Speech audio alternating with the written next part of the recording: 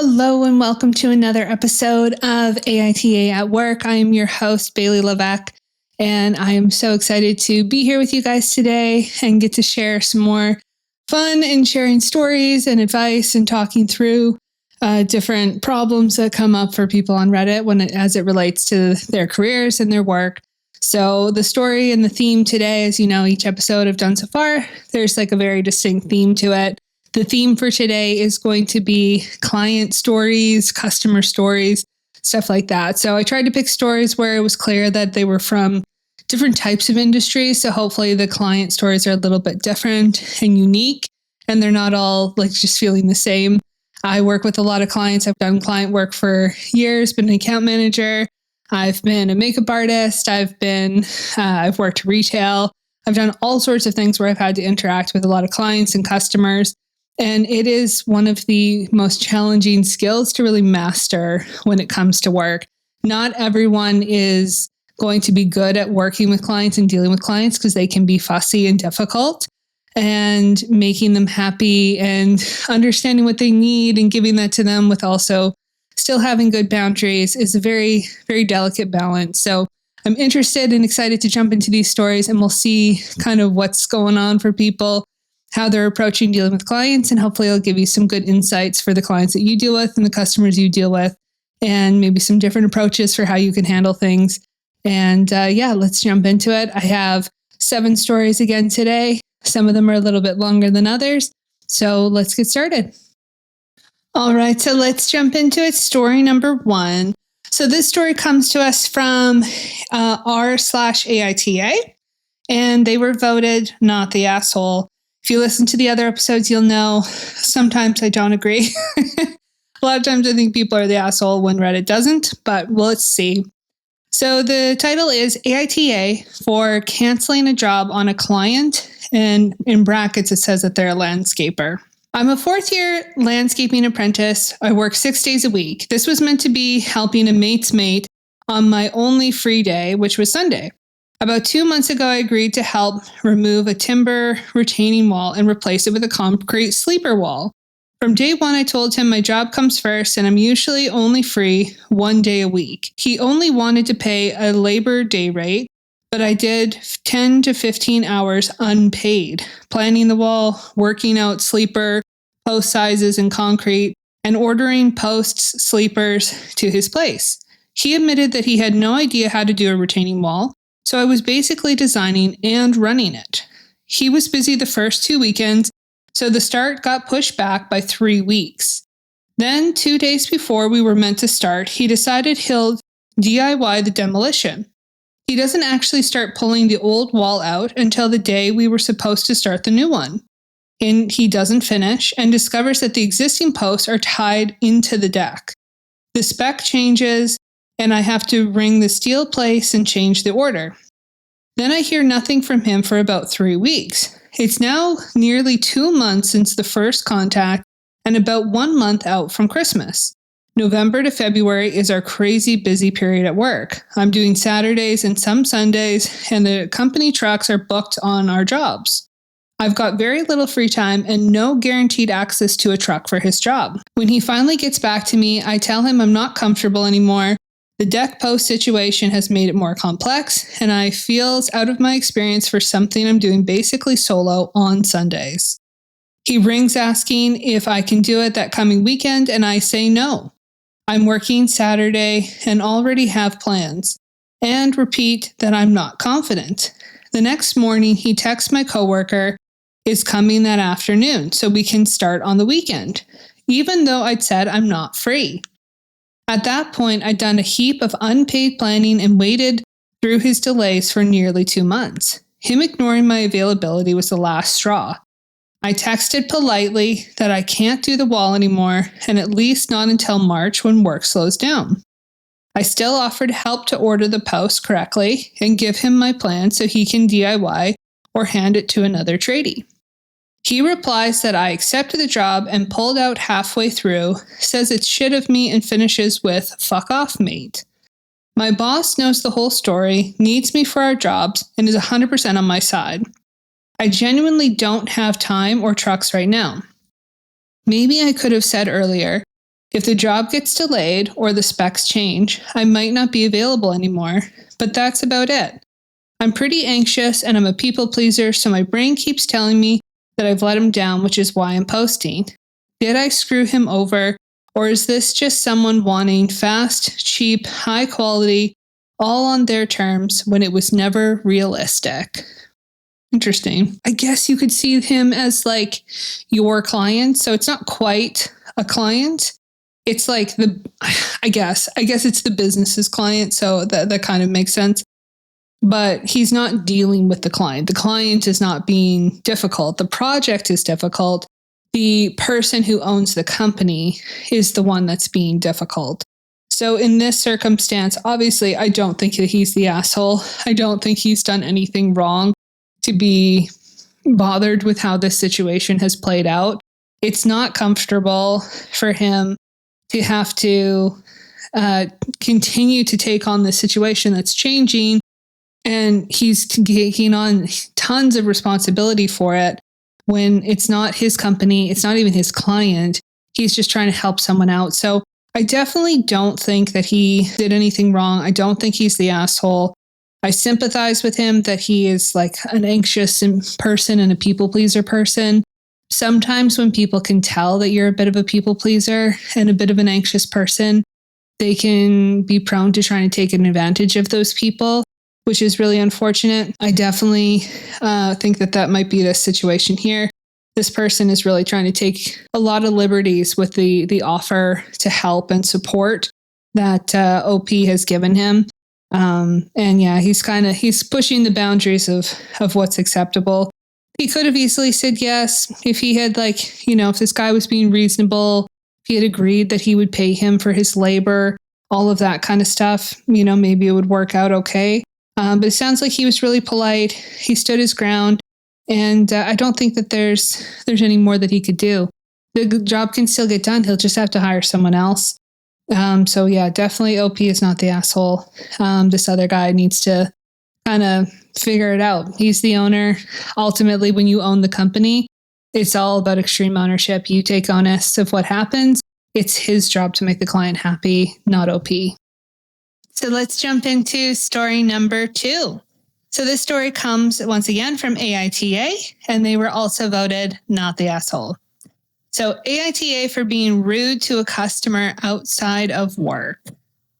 I am the hostess at a restaurant. We are open 3 p.m. and then we close for 2 hours to do turnover service before dinner at 5 p.m. Between 3 and 5, you can sit at the bar and have a small menu of appetizer items. On Memorial Day, which was a horrifically busy day, myself and my seater hostess got to 3 p.m. and with relief, we flipped our sign over from open to see the bartender between 3 and 5 p.m. We'd had a reservation at 2 p.m. that never showed up. We sent texts from Open Table on our iPad and tried to call twice with no response. Our restaurant policy is to hold the reservation for 15 minutes and then no-show the guest, and that is what I did. In fact, we gave the party an extra 10 minutes knowing how hectic Memorial Day is. At 3:05, this party comes into the restaurant as we're getting our stuff together. From the get-go, they are rude and demanding. When I told them that we were closed and that they could have the bar, they got even more rude. Eventually, they went outside, took one of my tables anyway, and demanded a server. I found out from the server that the guest is a VIP, part of our club that our restaurant has. I've never seen this woman in my life. My manager didn't give a shit and did not give satisfactory management for this situation, and I went home dissatisfied. The customer left a review on Open Table in which she lied and said I was rude, belligerent, and unaccommodating. I was nothing but polite to her. Anyway, I was at the doctor yesterday and she was in the waiting room too. Kept looking at me. Outside of work, I dressed down as opposed to makeup and hair and nice clothes for work. She finally asked if she knew me. I said I didn't think so, and she said her name and asked if I recognized it because she could swear that she knew me. I just politely said no, I didn't recognize her. Right before the doctor called me back, she said, "Oh, I remember." and gave me a dirty look. I just smiled and said, yeah, maybe now you know why I was trying to pretend otherwise. Because having a conversation with the lady who lied about me on Open Table for simply doing my job isn't something I want to do when sitting in the fucking cardiologist's office trying to find out what's wrong with me. Then the doctor called me back and walked away from her. She called my restaurant and complained about me to them. My manager wants a meeting tomorrow. Was I the asshole? Okay. So, I mean, this is one of those classic situations that we come across a lot on Reddit. And as I said, Reddit said that she's not the asshole. And she's not the asshole for anything that she did up until she didn't have to be so aggressively rude back to this person. Again, I think a lot of people might disagree with me on this, and that's okay. You're welcome to handle situations any way that you want. I just don't believe that being really aggressive back to an aggressive person is going to really get you anywhere. It's not going to have any positive outcome or benefits. I don't think with someone like this woman, if she's like VIP and she's entitled, I don't think that you're going to like teach her a lesson. And like she's proven that she's really spiteful. So really you're just disadvantaging yourself by being aggressive back to this woman. She didn't have to engage. She could have just said, no, I don't know you. You know, I'm really focused on my appointment. Please, like, let's not talk. If she didn't respect that boundary, she could have gotten up and moved out of the space. There's a lot of different ways that you could handle it where you're still respecting your boundaries and not creating more internal chaos for yourself. It's clear that this girl is already going through a lot because she's at the cardiologist. She doesn't know what's wrong with her. So I understand and I have sympathy for why she might not be in a good, emotional, healthy, regulated state to be able to handle this type of situation very well. I don't know if normally this is how she responds to people. She wasn't overly aggressive. She didn't call this woman like a bitch or anything like that. And so I think it's good. I don't necessarily think that she's an asshole. I just think that she was a bit rude. I don't think that you can argue that she wasn't rude. She was trying to be a bit rude back because she felt like the woman was being rude to her. And it's not how I handle myself. When I'm dealing with difficult people, when you're in sort of a conflict resolution state, my goal is to resolve the conflict. And to resolve the conflict, if I get aggressive when someone else is being aggressive, that's not going to resolve the conflict very easily. You are going to, come out feeling a lot better in the situation most of the time, not all of the time necessarily, but a lot of the times when you're dealing with conflict, if you are able to maintain your own personal integrity, stay firm on your boundaries while still avoiding being like an asshole yourself, you are going to feel much better about yourself in that situation. It's not about what that other person deserves. Like, I'll say that again. It's not about what they deserve. It's not about making them feel a certain way for their actions. It's how are you going to feel about yourself when you come out of this situation? And that's how I go into conflict. What do I need for myself to feel good coming out of this situation? And I don't think a lot of people can genuinely say that they feel better when they escalate the conflict and get aggressive back towards someone that's being aggressive. I know I never have personally. I don't think it brings peace when the goal of conflict resolution is to bring more peace to the situation. So I definitely think she's in a stressful situation. I understand. I wouldn't even call her an asshole, but it would be great for her to work on that, to work on learning how to resolve conflict in a way that feels, like she's upholding her own integrity and that she feels comfortable with how what the outcome's going to be after. Because she might be in trouble now. She might lose her job over this. I don't think that that's going to make her current situation feel less stressful. So I definitely think she needs to, it's an area of growth for her. And hopefully she'll figure that out as she gets older. So story number 3 comes from AITA. And again, they were voted not the asshole. So AITA for leaving my client after he yelled at me and potentially getting him removed as a client. So I, 21 female, a caregiver, one of my clients is 80 years old and has major anger issues. One other girl, we'll call her B, and me take care of him because everyone else refuses to. Because of the anger issues, 3 out of 4 children have gone zero contact with him for years. B has been calling out of work for 2 weeks straight now because she's tired of dealing with him. I have other clients, and he's always been very jealous of that, or of me for having a boyfriend in the past, and will scream at me about how I'm supposed to be his only priority. Gross. He oversteps boundaries constantly, wants to meet my parents, asks about my sex life and sex habits, and has asked my home address. Ooh, gross.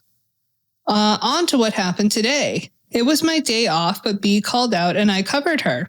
He asked me to stay with him later than usual. I said no because I had to pick up my brother from work at 7:30 p.m. He's 16 years old, usually takes the bus, but takes him about an hour and a half to get home. It's about a 20-minute walk from the bus stop to the house. The following conversation happened, in which he was yelling all throughout. Him, no, that's BS. You're a professional. I always put my job as number 1 because I'm a professional. Me, if you are a professional, as you say, you should understand that when you make a compromise with someone, you keep it. And I made the compromise with my brother before I accepted to cover for B. Him, bullshit. I come first. I don't give a shit about your brother or any of your family. I'm always first. Nothing should ever come before me. Me, I am able to compromise with my job if they need me, but if they can't understand that my family will always be my number 1, then I'll find another job. Him, get the fuck out of my house. You and I are completely done. Get the fuck out. I never want to see you again in my whole life.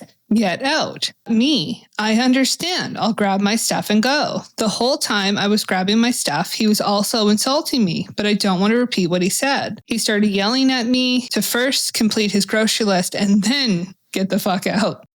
Yeah, okay.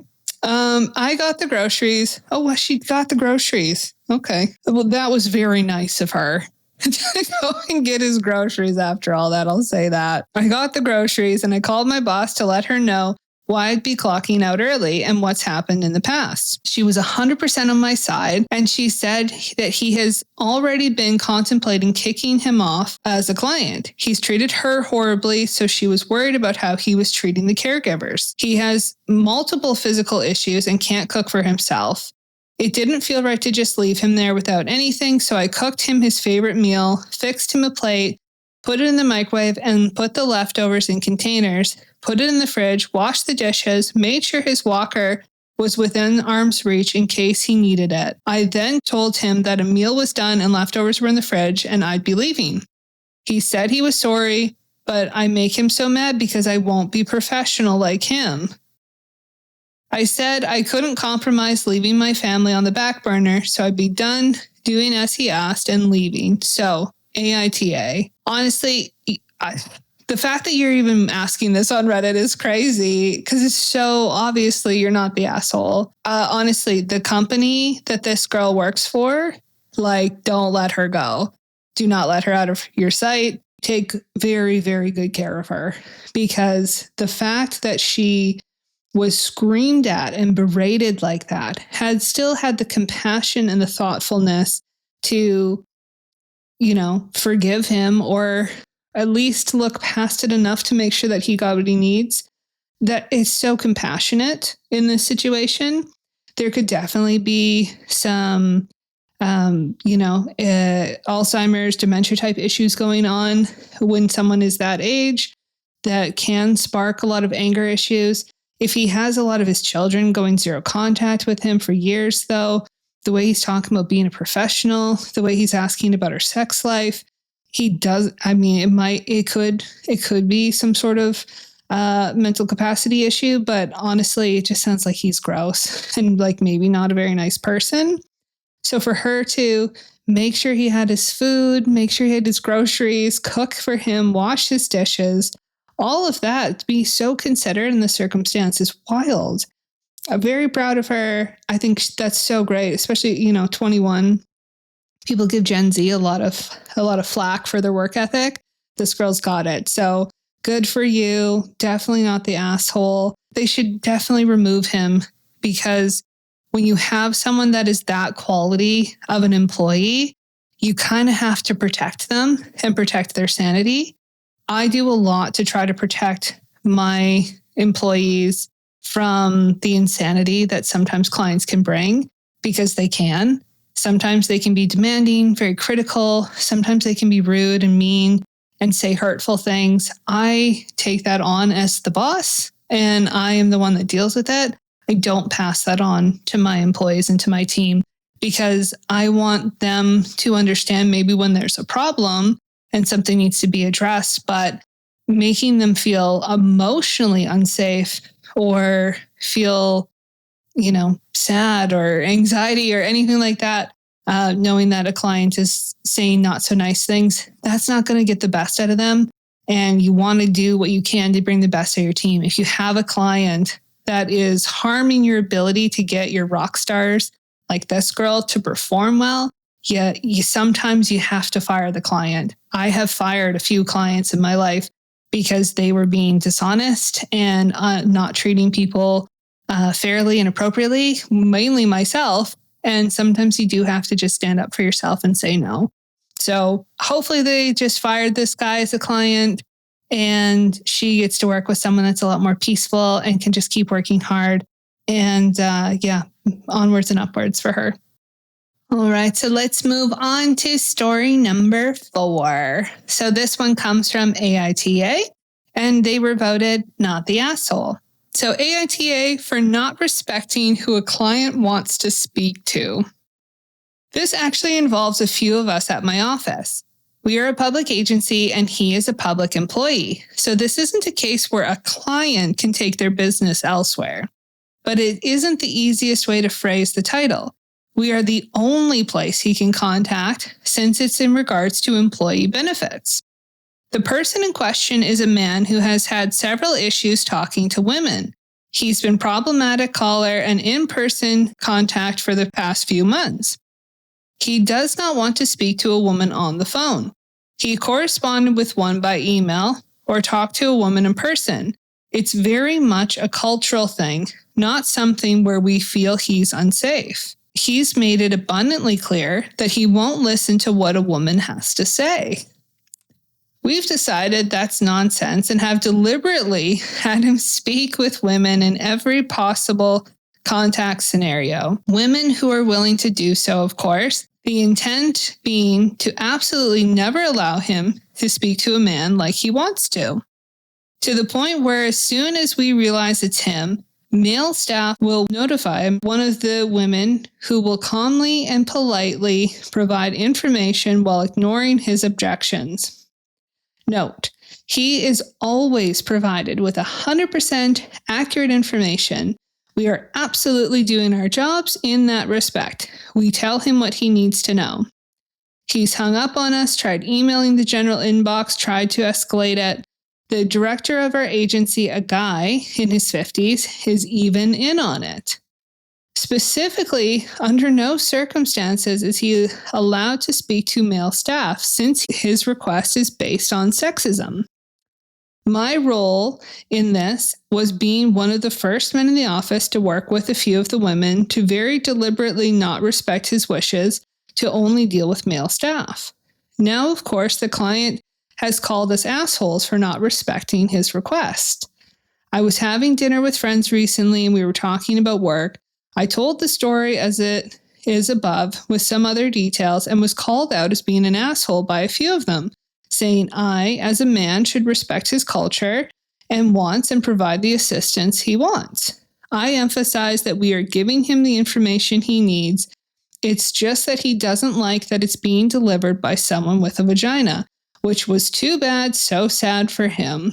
If it were a situation where a client felt unsafe working with a man, woman, and stated as much, we'd of course accommodate. this guy's made it clear it's a sexism thing. So AITA for starting this ball rolling, and by the larger extent, are we the assholes for keeping it going and honestly having fun doing it? Boy, well, that is a complicated one. So I want to handle this one with a lot of sensitivity. So there's a couple things at play here.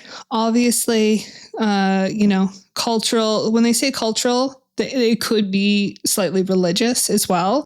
There are certain cultures that are just more comfortable engaging with men and are very uncomfortable having to engage with women. And for them, it's not, in a lot of circumstances, I don't know what culture it is. He obviously didn't say. In a lot of cultures, it's about more than just like the cultural norm. It's about their religious beliefs. So yes, some religious beliefs do have sort of guidelines, I guess we'll call them, that they're to like really be mainly dealing with men. It's a respect thing.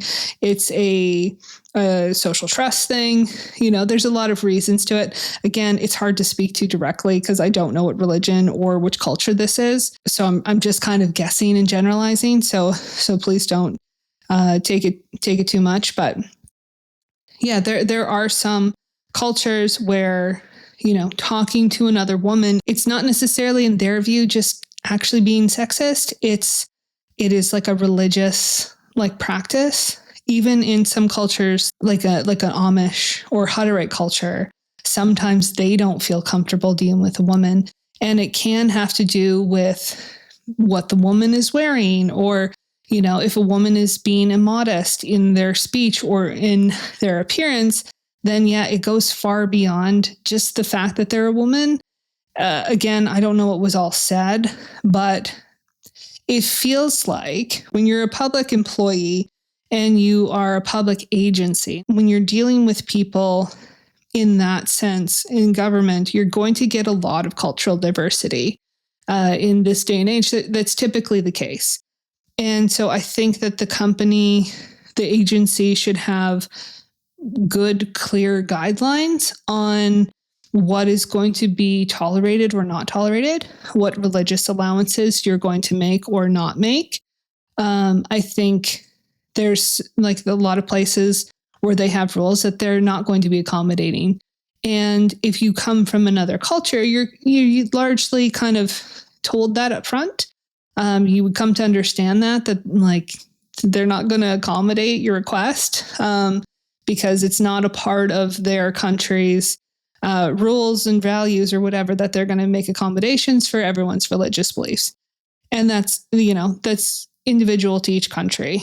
Now, this agency should have rules about that are based, when it's public agency, then it should be based on the rules of the country that they're dealing with. The fact that the boss is in on it as well, it's a bit weird to me, because I don't think that you should necessarily be encouraging your staff to get a lot of enjoyment from messing with another employee, like essentially a colleague, if it's like a public employee and they're a public agency.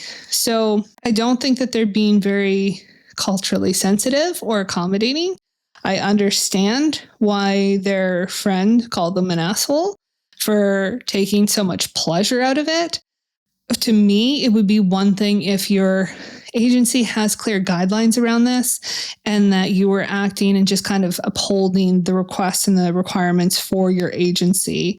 To just be enjoying this because you just feel like, well, he's being an asshole and he's being sexist, without maybe understanding, his religious beliefs and the mental effect that might have on him.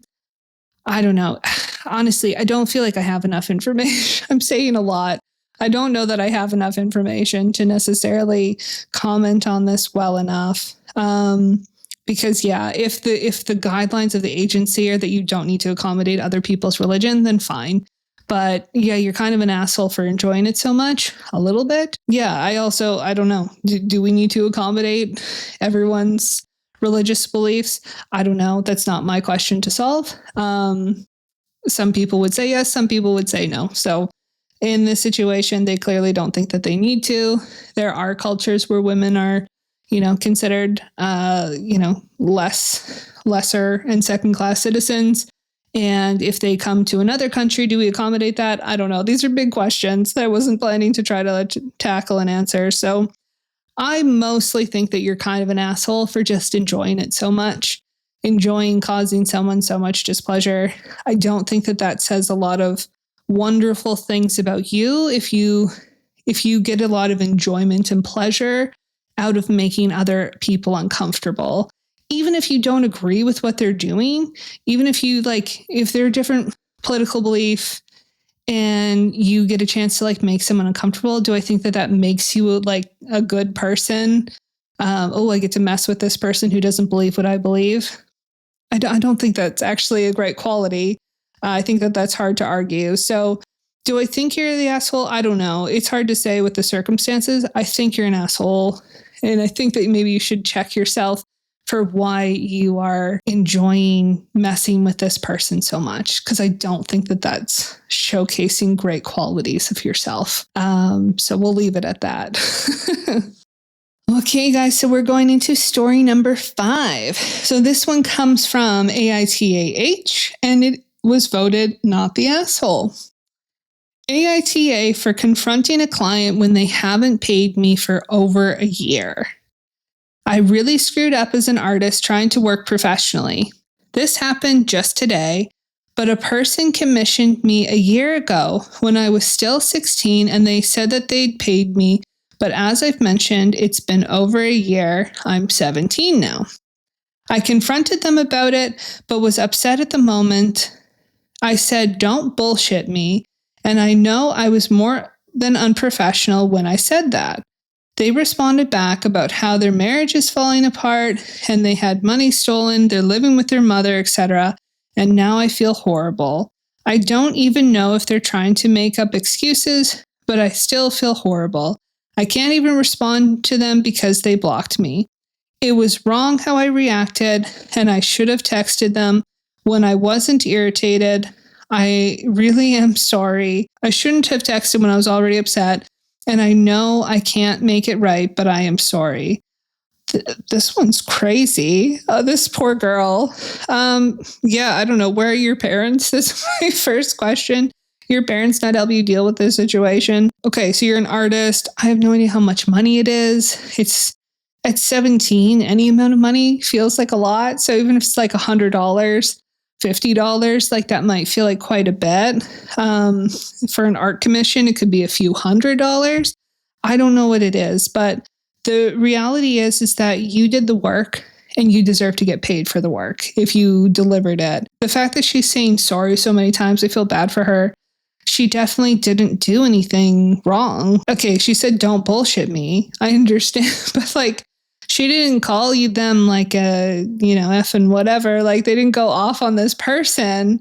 They just said, don't bullshit me. And that's fair. I understand why she's upset, especially since she's 17. Like I said, I always say, let's elevate how we talk. But when you're 17, honestly, that's pretty calm for a 17-year-old in this situation. I have had clients who have definitely tried to not pay me for my work before. And I have learned you got to get paid first and then you do the work. That comes with time and experience. And sometimes people feel a bit insecure, kind of enforcing that. But my father-in-law has always told me the people who pay you the least are going to cause you the most trouble. And so if you have someone who is haggling you too much about price, if they are not wanting to pay you up front for your work, at least even to put a deposit down on your work, then they might not be a very good client. So unfortunately, it feels like this is going to be a big learning experience for them. If you want to be a professional artist, you got to get paid up front, at least a deposit on your work. And definitely don't hand over the art until you've been paid. I don't think that she was that crazy in the way that she responded. It was unprofessional to, I guess, we'll call it unprofessional. But I said for 17, I don't think it's that outlandish. I think that they did a pretty good job, and I mostly just feel bad for them. If this was a 40-year-old, I'd be is this your first rodeo? Have you never dealt with people before? This is surprising to you?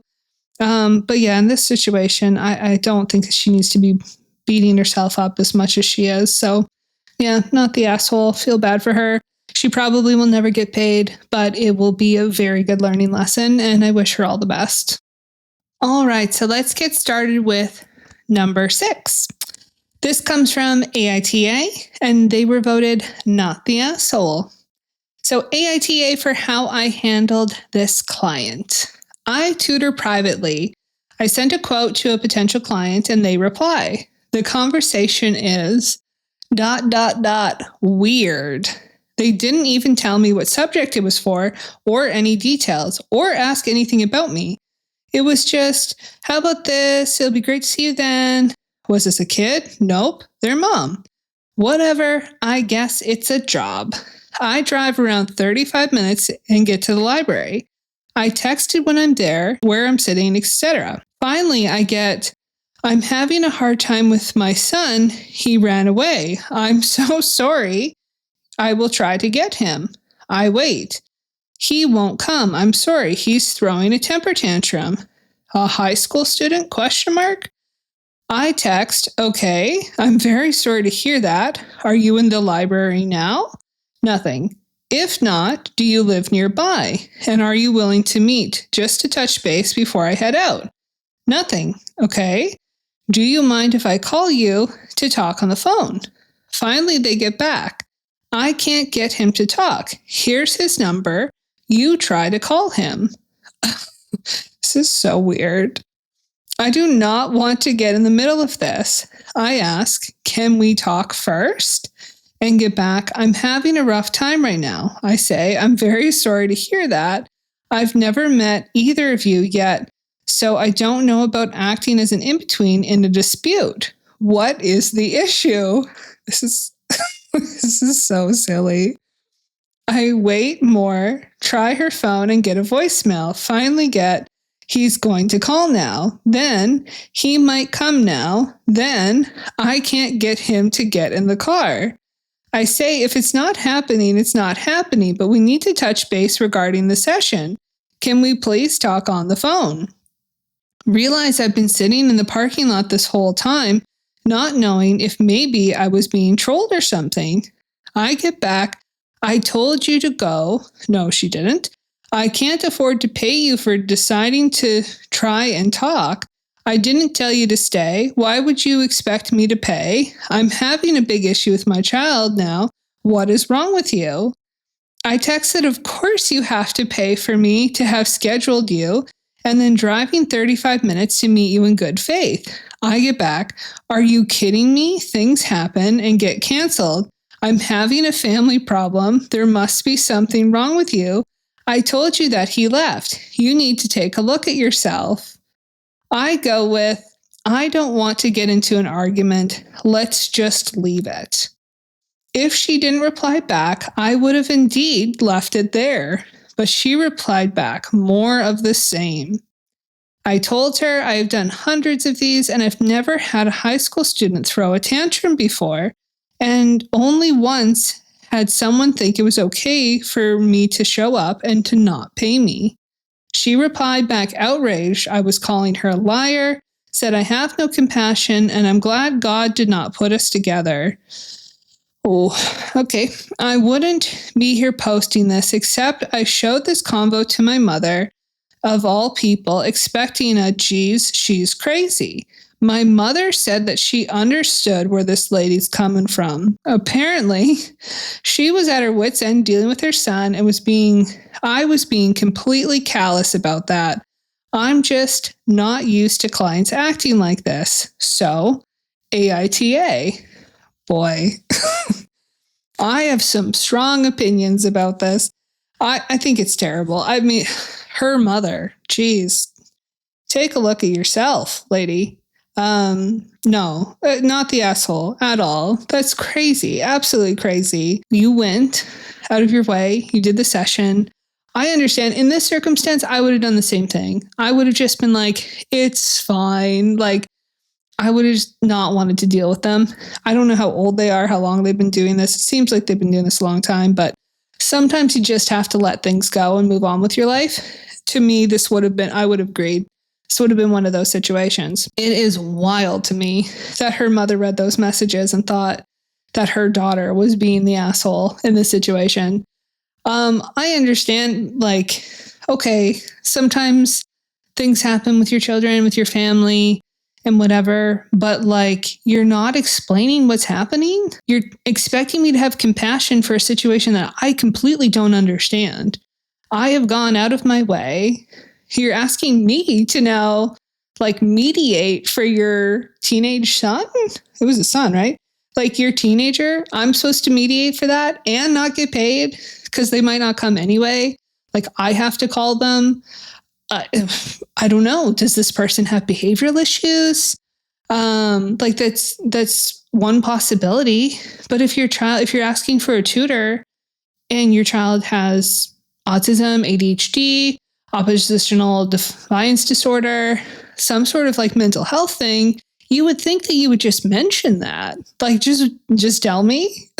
Like, then I would have compassion because I'd understand. When you've given me absolutely no context, she doesn't even understand how old this kid is. She doesn't understand what the problem really is. She's being asked to just jump in and deal with it. Like, it's all very weird. And yeah, her mother's telling her she's being callous. No, you're not being callous. You're expecting to get paid. You were being very understanding and forgiving and just letting it go and letting it slide that, like, she made you do all of this and didn't pay you. You've spent so much time on this situation now that you're not getting compensated for. And like, that sucks. So not the asshole at all. You were very kind, very nice, very compassionate. And I just don't think that a lot of people of a certain age, 50 plus, 60 plus, parents of millennial age people, a lot of them just don't understand the current situation of the world.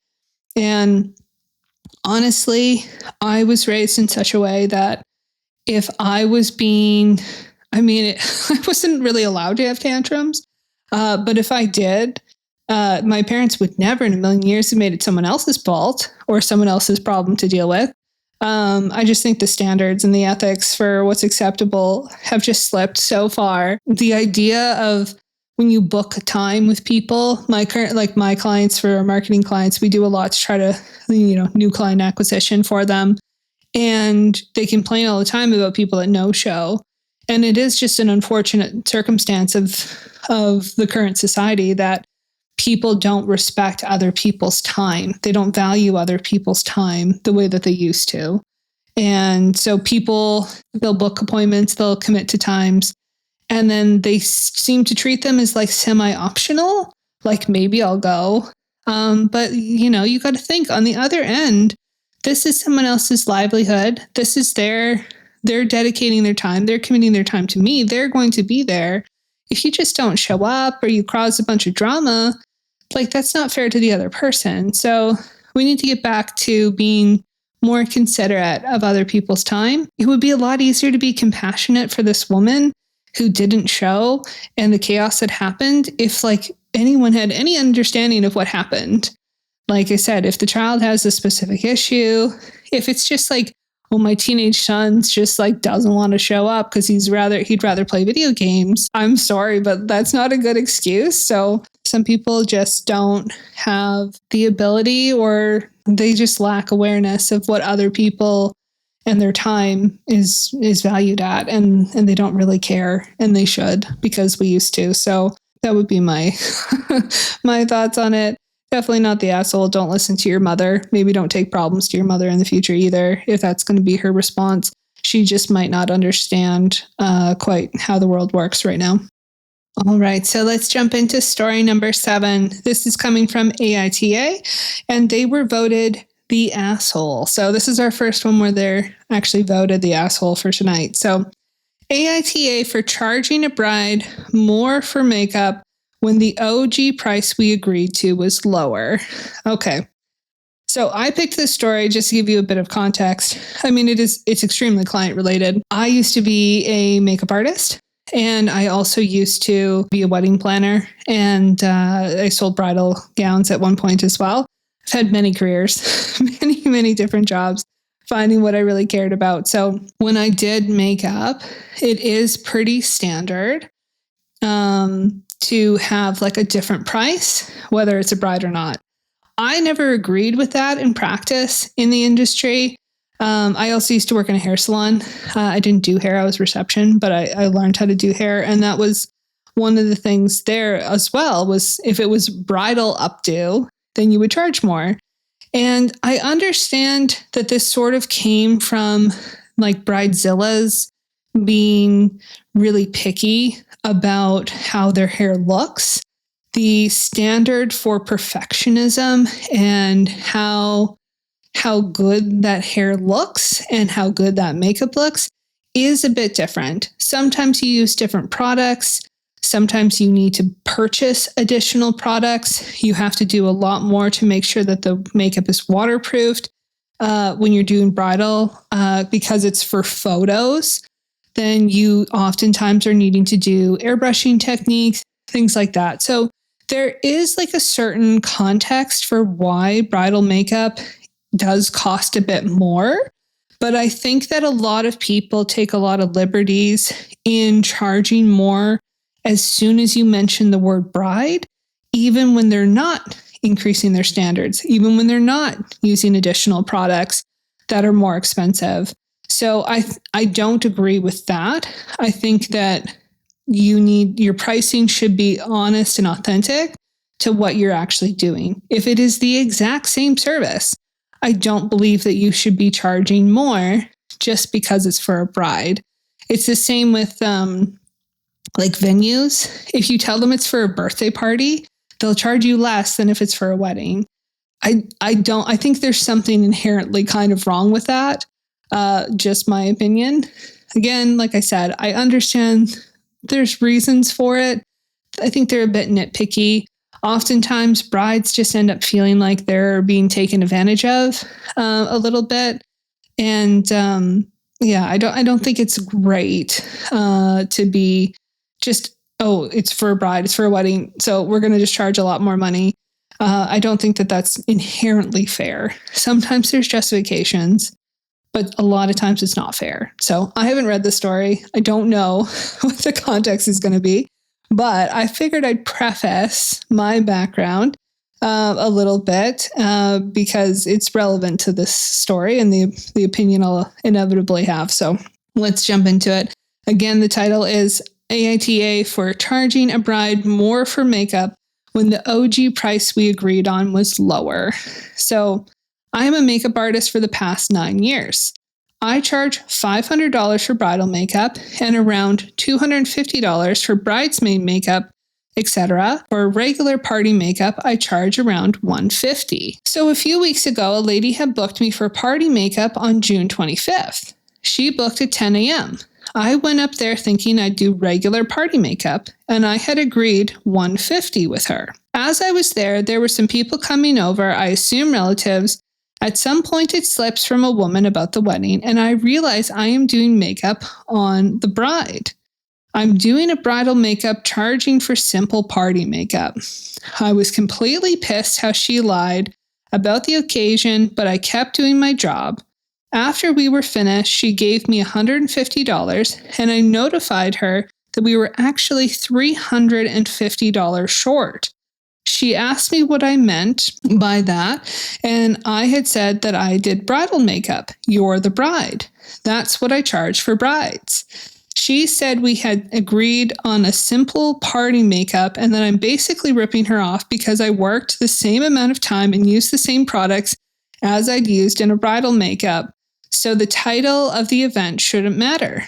I told her she doesn't get to dictate how I form my prices. She then refused to pay me at all and called me a scammer and told me to get out. Before I left, her mom threw $200 on my face and told me to get lost. I was telling what happened to a friend, and they all sided with the bride and said that unless I used more expensive product, did extra labor, then I'm not justified in charging her more. Since she requested party makeup, I should just charge her for that. AITA. Yeah, yes, you are the asshole. This is what I said before, right? And I 100% agree with her friends. If you were doing more work, if you used more expensive products, if you had to purchase products for her, if you were doing above and beyond extra labor for airbrushing or, layering for the photos or things like that. But yeah, she didn't do anything different. She just did regular party makeup. So to tell her like, oh, you now owe me $350 more just because you're a bride and it didn't change how she did the makeup, that's not fair to me. I think that's actually like a very, very steep distinction in pricing. To do $500 for bridal makeup and $150 for regular party, you're just taking advantage of brides at that level. Unless you can prove that you're doing something different to justify that price difference, that's very unfair price differentials. I could see maybe $150 for regular, maybe $300, like double for bride, because if you're doing some extras. But if you're not, then yeah, you're just the asshole. And like, you're going to get a reputation with clients for taking advantage. When you are a makeup artist, a lot of it comes from referrals. A lot of it is about your reputation. It's true for most industries where you're dealing with clients. Reputation is everything. And if you have a reputation for being unfair, that's going to come back to bite you. So I would heavily caution anyone that's in the service industry from overcharging clients beyond what you can justify to them. Is like a breakdown of the cost of why you charge that. You can charge whatever people will pay for. But people, if they see that price differential and they see how exorbitant it is for $500, and they just want to book you in for the regular party makeup. They don't want you to do anything extra, anything fancy for them. They just want the regular makeup. They don't want to pay for bridal. They don't want you to put in extra work. They're not being an asshole in that situation. Your prices were unfair and unjustified. So yeah, definitely the asshole. Agree with Reddit. Okay, so we are coming into our final story for tonight, and it is story number 8. Now, I know at the beginning I said that there were 7 stories, but I found this one and I wanted to add it in. So there's 8 actual stories. There's a little bit of a bonus here. So this one comes from AITA, and they were voted not the asshole. AITA for not answering work emails while on vacation, resulting in the loss of a client. So my husband and I took a much needed vacation to the beach last week, and the entire week before we left, I sent emails around letting everyone know I'd be completely inaccessible for the week, so to come and see me for any work materials needed, files, etc. I gave everyone everything I knew or thought they'd need and left confident that everyone had prepared themselves, seeing as I'd given them 8 days to prepare. When I returned, I found chaos in the office. Apparently, one of my colleagues had needed files for a particularly important client of ours and had not been able to find them in my office, and I never responded to calls or emails as I warned I wouldn't do. This coworker knew they'd be handling this client and had 8 days and 12 hours a day to ask me for all pertinent files and appears to have not. In any case, I was blamed because the client is technically mine and I am the supervisor of this coworker.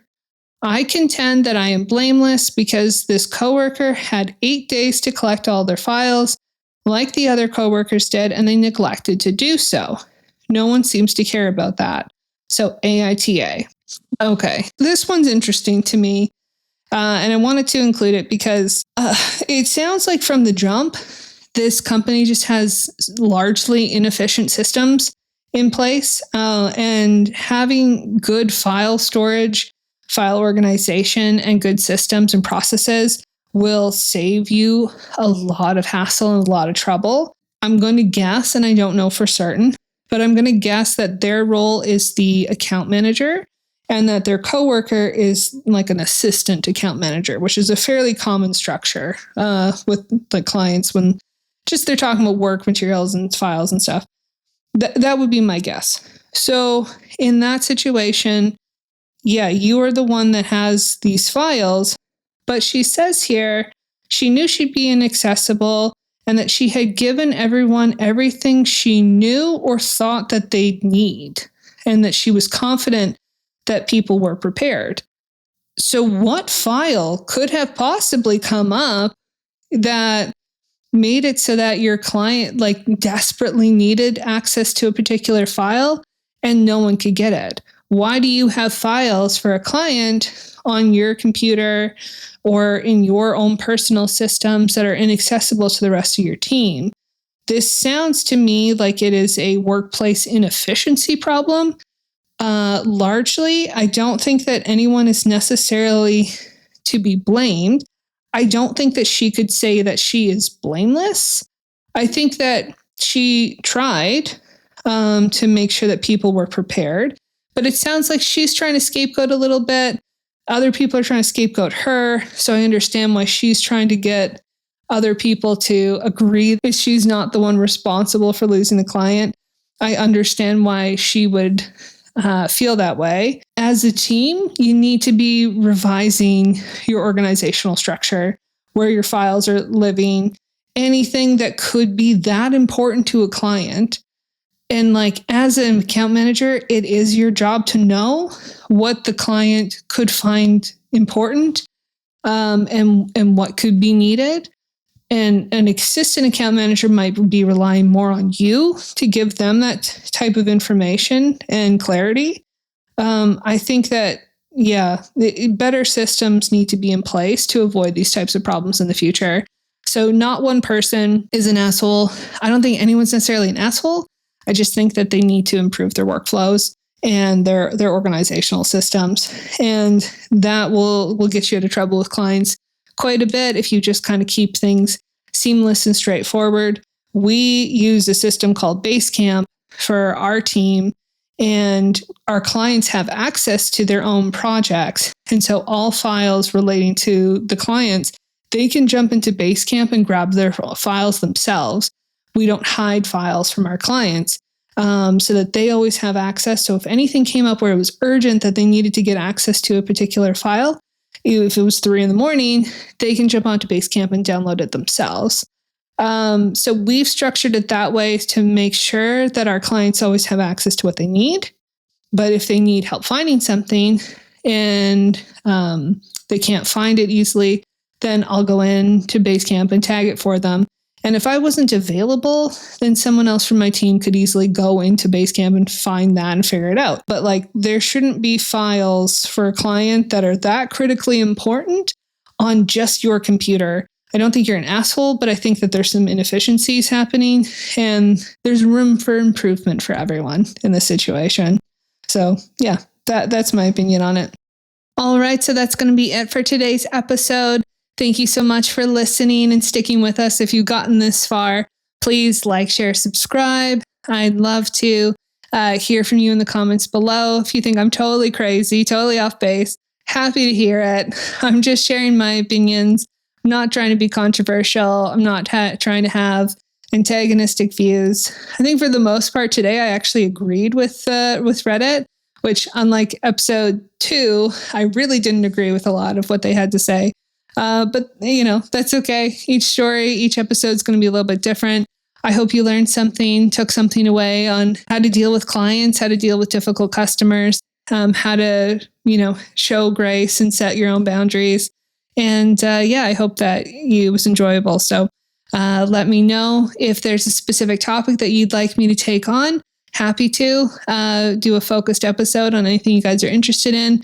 If you want me to share more about my background and anything that, what I do for work or the different mini careers that I've had, because I've had a fair few, let me know. I'm happy to share that. I'm an open book. So I hope you guys have a great day and have a lot of fun at work.